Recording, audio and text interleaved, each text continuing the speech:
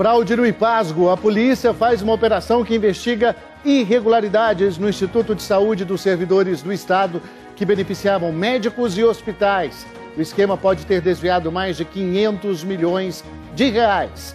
Um bombeiro morre afogado na Chapada dos Veadeiros. E o sudoeste goiano na rota dos contrabandistas. A Polícia Rodoviária Federal apreende uma van carregada de cigarros do Paraguai. E o J2 tem acesso a imagens exclusivas da fuga da CPP em abril. E elas mostram como os presos agiram para render agentes penitenciários. A partir de agora, no Jornal Anhanguera, segunda edição.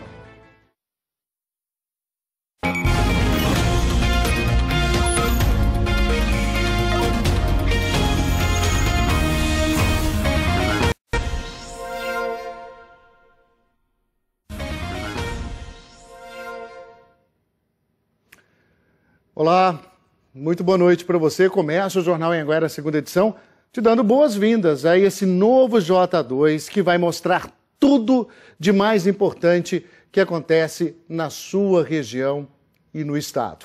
É o nosso esforço diário para noticiar em tempo real, em cima do fato, o que é destaque com qualidade, credibilidade, tecnologia e, claro, as equipes competentes que todos nós conhecemos.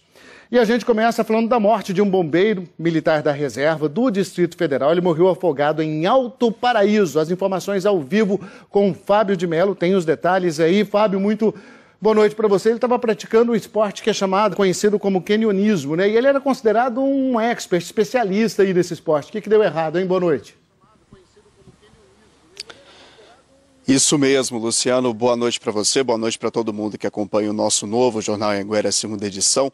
Esse acidente aconteceu na tarde de ontem e olha só, essa experiência que ele tinha, infelizmente, não serviu nesse caso. Ele estava praticando esse esporte, esse canionismo, que é mais ou menos a prática de um rapel em regiões montanhosas, próximo a rios, e aí ele acabou ficando preso em uma das cordas dos cabos que ele usava e não conseguiu, então, sair da água. A gente está acompanhando aí algumas imagens do resgate do corpo e dá para ver como que a região, o local onde ele estava, é de difícil acesso. Os bombeiros, para fazer esse resgate, precisaram ter cuidados e usar alguns equipamentos específicos. Aí, Luciano, o corpo foi resgatado, mas infelizmente o Reginaldo Lafayette da Silva Abreu, de 51 anos, morreu afogado. Infelizmente, né, Fábio? Muito obrigado aí, bom trabalho para você na região de Lusiânia. E agora a gente vai para a região de Catalão, no sudeste de Goiás. Em pouco mais de 24 horas, uma situação alarmante de acidentes. 3 pessoas morreram em acidentes das rodovias da região. Carlos Eduardo Pereira Borges ia completar 18 anos no mês que vem. O rapaz morreu hoje por volta do meio-dia na GO 506, perto do distrito de Santo Antônio do Rio Verde, a 70 quilômetros de Catalão. Neste ponto, ele perdeu o controle da direção, subiu no barranco e capotou. O corpo do rapaz foi lançado a cerca de 15 metros de onde o carro parou. A PM informou que na hora do acidente, Carlos Eduardo dirigia sem usar o cinto de segurança. Como o rapaz era menor e ainda não tinha carteira de motorista, o dono do veículo deve responder criminalmente por isso. Os outros 2 acidentes com morte aconteceram no fim de semana. De sábado para domingo, no perímetro urbano da BR-050, em Catalão, Flávio Valério, de 37 anos, estava numa moto quando bateu de frente com este ônibus. Na hora do acidente, o ônibus não levava passageiros e o motorista do veículo não se feriu. O terceiro condutor de veículos que perdeu a vida nos últimos 2 dias aqui na região estava pilotando uma moto na GO 330 entre Catalão e Ipameri. Foi no domingo à noite. Romildo Pereira de Almeida, de 54 anos, bateu numa vaca que estava atravessando a pista e morreu na hora. E uma mulher que estava na garupa da moto também ficou ferida. Ela foi levada para o Hugo, Hospital de Urgências, e o estado de saúde dela é regular. A Polícia Rodoviária Federal apreendeu uma van carregada, cheia de cigarro contrabandeado. O flagrante foi na BR-060 e de Rio Verde. As informações ao vivo com a Lara Leão, região sudoeste. Lara, na mira aí da fiscalização, numa rota cada vez mais procurada pelos contrabandistas. Boa noite. Isso mesmo, Luciano. Principalmente Rio Verde e Jataí, que de acordo com a polícia, estão aí na rota do contrabando internacional. Boa noite para você, boa noite a todos que acompanham a gente. Para vocês terem ideia, a van estava toda adesivada com a logo de uma empresa aqui da região, que não tem nada a ver com isso, na tentativa de despistar os policiais. Mas o plano não deu certo, a polícia desconfiou e encontrou 60 mil maços de cigarros contrabandeados do Paraguai. No meio disso tudo ainda tinha eletrônicos e 20 quilos de agrotóxicos, tudo sem nota fiscal. O motorista de 36 anos disse que recebeu R$1.000 para transportar tudo isso de Jataí até Goiânia. Ele foi preso em flagrante por contrabando e foi levado para a Polícia Federal de Jataí. Luciano. Obrigado, Lara. É preciso entender não só, quer dizer, aumentar aí a fiscalização, mas entender também por que essa região sudoeste tão importante aqui para o estado, tem se tornado cada vez mais procurada aí pelos contrabandistas. Já para um rápido intervalo, a seguir você vai ver aí as imagens exclusivas da fuga da CPP em abril. E essas imagens mostram como os presos agiram para render os agentes penitenciários. E também a Justiça suspende uma obra de um resort no Centro Histórico de Pirenópolis, agora 7h25, já.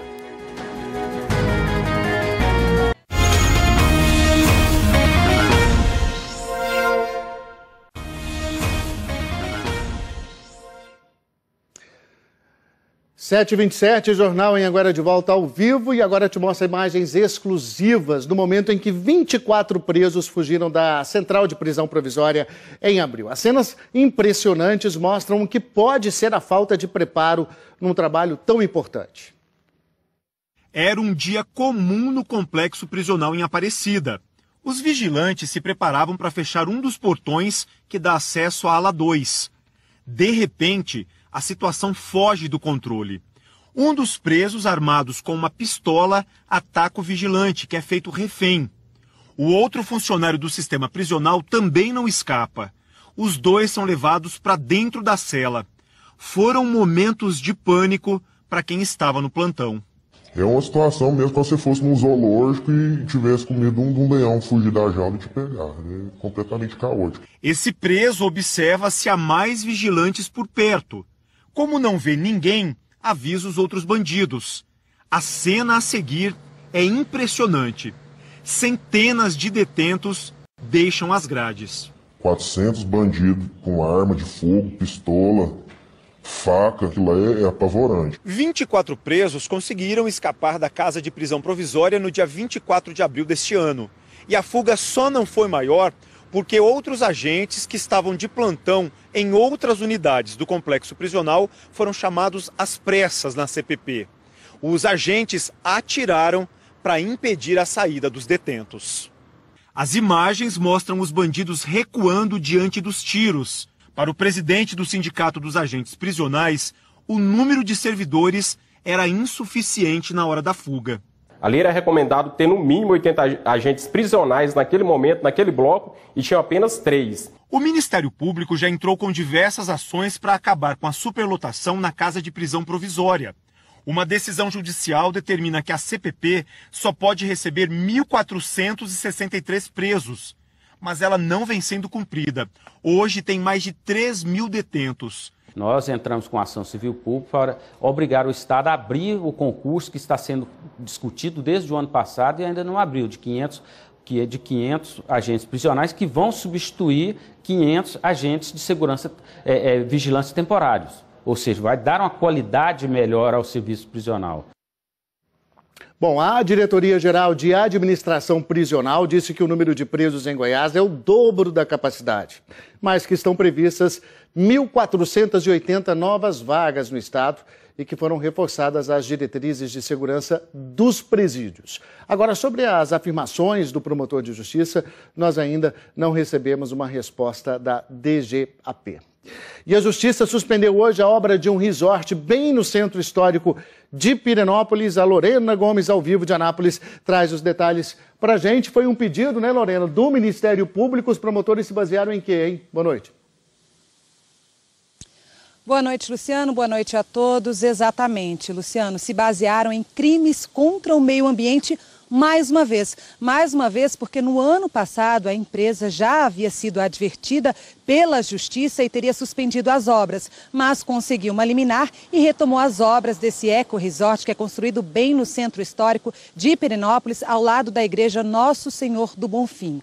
O que o Ministério Público apontou no inquérito foram crimes ambientais. No local há 4 nascentes e um afloramento de água. Além do mais, o local da construção não seria edificável, ou seja, não poderia ser construído um espaço como esse, um eco-resort desse tamanho no local. E por isso, mais uma vez, a Justiça suspendeu as obras. Nós entramos em contato com a assessoria do eco-resort Quinta Santa Bárbara, mas até agora não tivemos resposta. Luciano. Vamos acompanhando, né? Obrigado, bom trabalho. E vamos ver como é que fica o tempo nessa terça-feira no estado todo.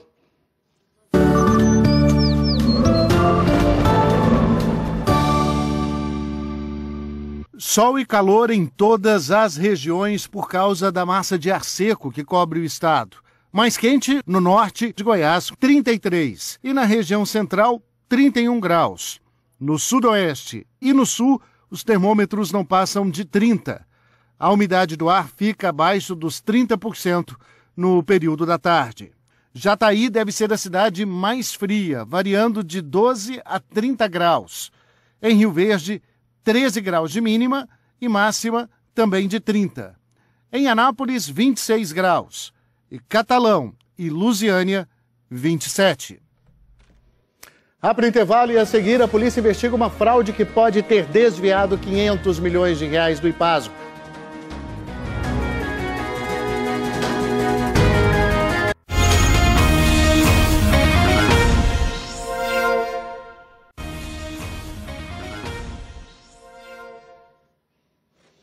(7h33) de volta com a operação da polícia que descobriu que mais de 500 milhões de reais foram desviados do IPASGO, o Instituto de Previdência dos Servidores Estaduais de Goiás.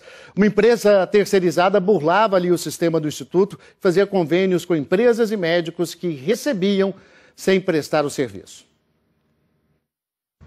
Os agentes da Polícia Civil apreenderam documentos e computadores da empresa GT1, uma terceirizada que gerencia os sistemas de informática dentro do IPASGO. A suspeita é de que a empresa tenha sido contratada há 10 anos, já com o objetivo de criar o esquema criminoso, para facilitar a entrada de clínicas e profissionais da área da saúde no quadro de serviços do IPASGO, sem que eles tenham condições mínimas para isso.